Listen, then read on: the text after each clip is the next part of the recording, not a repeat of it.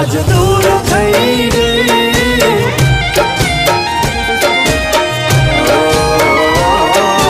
મનગમતી મારા આજ દૂર થઈ ગઈ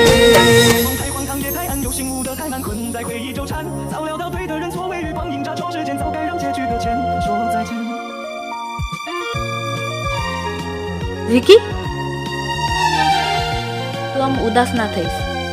તારે હવે આ કામ નથી કરવાનું. પણ તું ગઈ ક્યાં હતી?